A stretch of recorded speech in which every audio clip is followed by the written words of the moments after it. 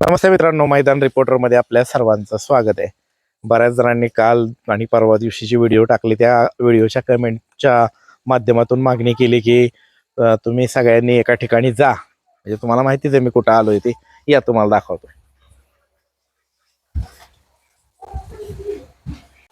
का रे, कसा आहेत?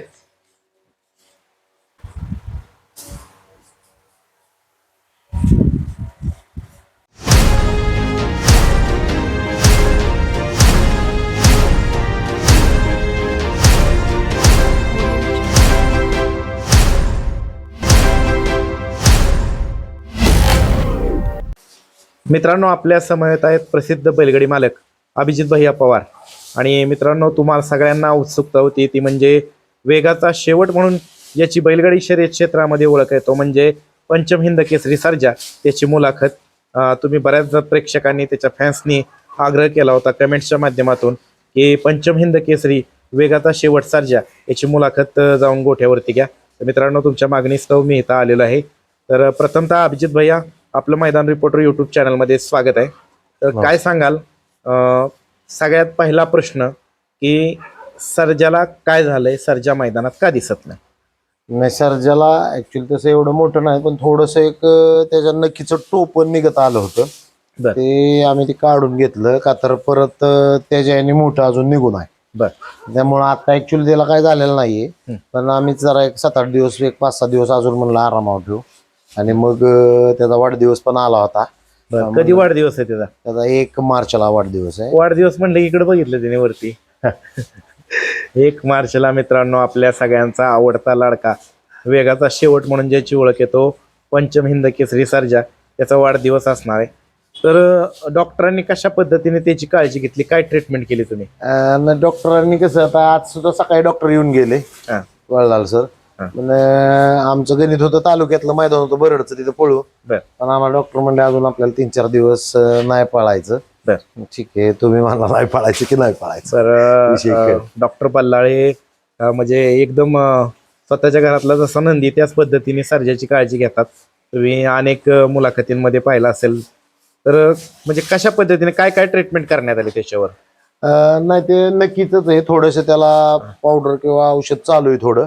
बेन्झाईन वगैरे आम्ही लावतोय त्याला. पण ओके झाला आता. पण सकाळी खास डॉक्टर सातारवरनं सर्जाला बघायसाठी आले होते. उद्या 28ला मैदान होतं, ते पळायचं होतं उद्या.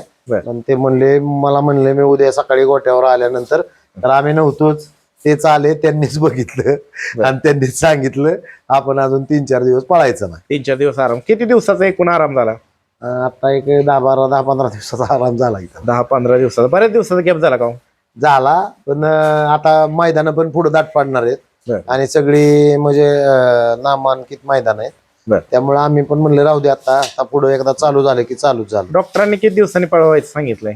नाही, आता सर्जाचा विषय असा आहे की सर्जा जेवढा दाट पळवल तेवढा जास्त पळतो. बरोबर आहे. पण आता आम्ही थोडं ती नक्कीमुळं जरा जास्त गॅपनी काढत होतो थोडा.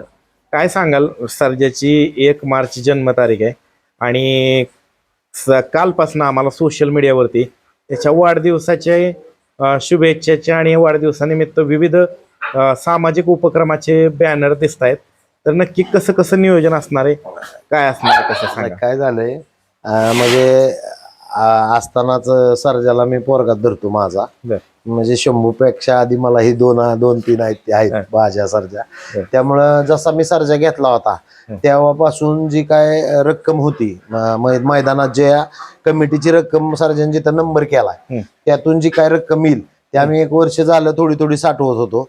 आणि आम्हाला असं वैयक्तिक असं वाटत होतं की ज्या दिवशी सर्जाचा वाढदिवस आहे त्या दिवशीच एक म्हणजे नाही का वृद्धाश्रम किंवा अनाथ आश्रम किंवा गोशाळा ह्या सगळीकडे त्याच्या नावाने आम्हाला म्हणजे अन्नदान वगैरे करायचं होतं. काही गोष्टी शैक्षणिक साहित्य वगैरे, मग ते आम्ही ऍक्च्युली सगळी मानत होती 8 तारखेला, म्हणजे फेब्रुवारीत सर्जा आम्ही 8 तारखेला आणला, 9 तारखेला माझा वाढदिवस.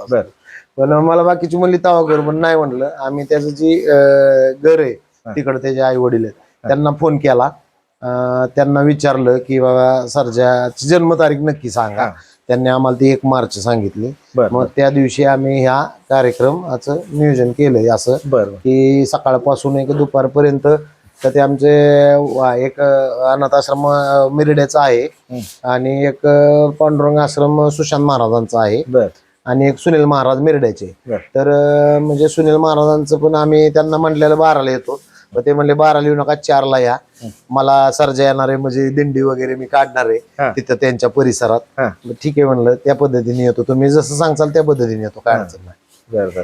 आणि सकाळी काय कार्यक्रम असणार आहे? सकाळी आपण थोडा सत्कार समारंभ ठेवलाय. तिथंच गोशाळा आहे, तिथंच वृद्धाश्रम आणि तिथंच अनाथ आश्रम आहे. त्यामुळं जे महाराष्ट्रात बैलगाडी संघटनेचे आबा असतील, परत पैलवान असतील आपले व्हायचे, परत आमचे यादव सर असतील आणि अजून बरेचसे म्हणजे प्रसिद्ध गाडा मालक, परत जे कोण सर्जावर प्रेम करतात ते सगळे तिकडे येणार आहेत. वडजल्लाच सर्जा पण तिथं जाणार आहे, दोन्हीकडे जाणार आहे. सर्जा तिकडे मिरड्याला पण जाणार आहे आणि वडजल्ला पण जाणार. वडजल्ला पण. तर अभिजित भैया, वडजल इथं जे वृद्धाश्रम आहे तिथं कशा पद्धतीचा कार्यक्रम असणार आहे? आपण अन्नदानाचा कार्यक्रम ठेवलेला आहे. बर.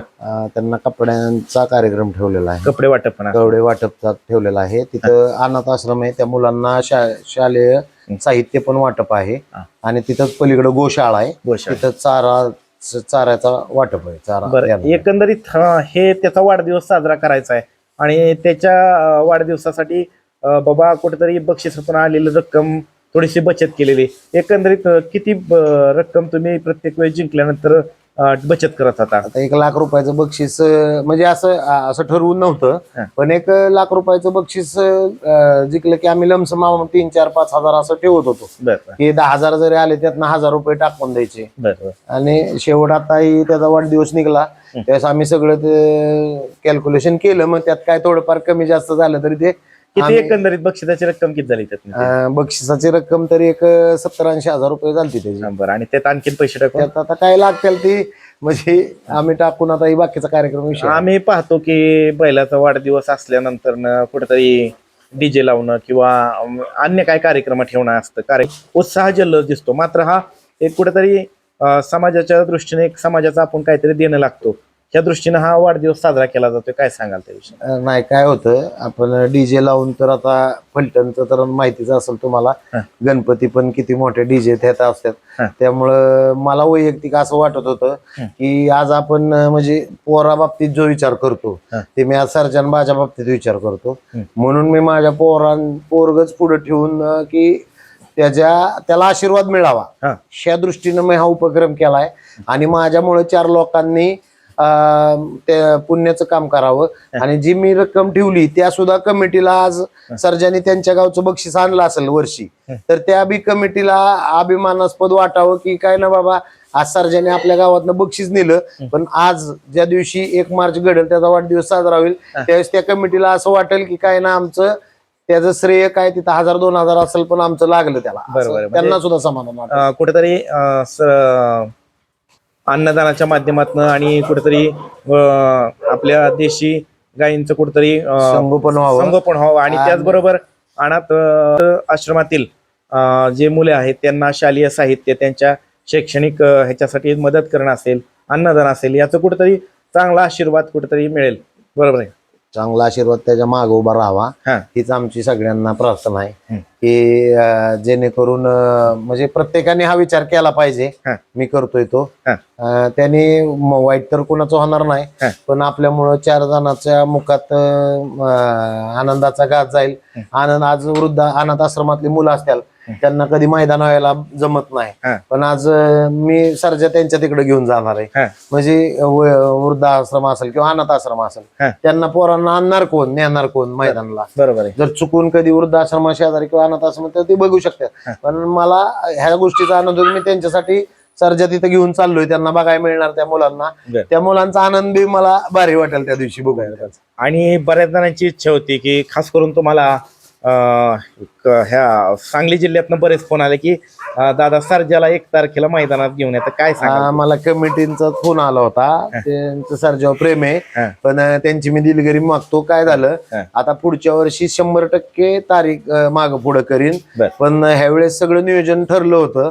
मग ऍक्च्युली नियोजन ठरल्यामुळं त्यामुळे आता बदल करता येत नाही, कारण 2 तारखेला त्यांची काहीतरी नियोजन होती पुढची, म्हणून मग त्यांना पण काय उत्तर देता आलं नव्हतं मला.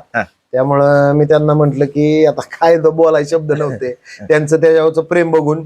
पण ह्यावेळेस नाही, आता काय मैदानामुळे आमची काय माणसं येऊ बी शकणार नाही की म्हणजे विठ्ठलनारांना बी फोन केलता, ते म्हणले मैदानावर चाललोय, म्हणजे विठ्ठलनारांना फोन केलता ते मैदानावर जाणार. बरंच अजून बरीच म्हणजे कोराळ्याचा छोट्या असेल, बरीच आमचे संबंधित आहेत ती बरीच तिकडे जाणार आहेत. त्यामुळे थोडस आम्हाला पण चुकल्यासारखं वाटेल, पण आता ते सगळं पुढचं नियोजन आखलं होतं, म्हणजे ते कार्यालय वगैरे आहे ते आम्ही बुक केलं होतं, सगळं हे झालं होतं.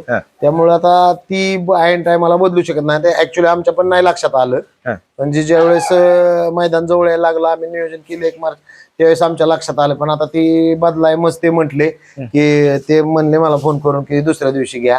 आता ती सगळं ठरवल्यामुळं किंवा सगळं नियोजन केल्यामुळं त्यामुळं ती शक्य झालं नाही. पण पुढच्या 100% पुढच्या वर्षी 1 मार्चचा वाढदिवस सर्जाचा मैदानात साजरा केला जाईल. नाही, ते 100% ते रेटरेचे आहेत ना त्याचे कमिटीतले, ते मला आताच म्हणत होते की तुम्ही सर्जा घेऊन आम्ही वाढदिवस करतो. मला 100% खात्री की त्याच्यावर बरेच लोकांचा जीव आहे, त्यामुळे त्यांनी 100% साजरा केला असता. फक्त प्रॉब्लेम हा झाला की ह्या सगळं नियोजन झालं होतं, तारखा घेतल्या होत्या, सुशांत महाराज असतील किंवा सुनील महाराज असतील मेरडेचे, वडजलचे, आणि मुलांचं सुद्धा दुसऱ्या दिवशी काहीतरी काम असू शकतं. त्यामुळं परत ही पोस्टपेड नाही झालं आमच्याच्याने, त्यांच्यासाठी दिलगिरी व्यक्त करतो. आणि दरवर्षी सर्जाचा हा कार्यक्रम असा चालू राहणार आहे, दरवर्षी त्याचा हा कार्यक्रम 100% चालू राहणार आहे. अन्नदानाचा त्याच्या वाढदिवसाला आम्ही दरवर्षी कार्यक्रम करणार आहे. आणि एक तारखेला मैदानात असेल, नंतर तिथून 1 तारखेला मैदानात असेल पुढच्या वर्षी, मग दुसऱ्या दिवशी किंवा आदल्या दिवशी सुद्धा आम्ही साजरा करू, कार्यक्रम करू. त्याचबरोबर आता कुठल्या मैदानात दिसेल तो?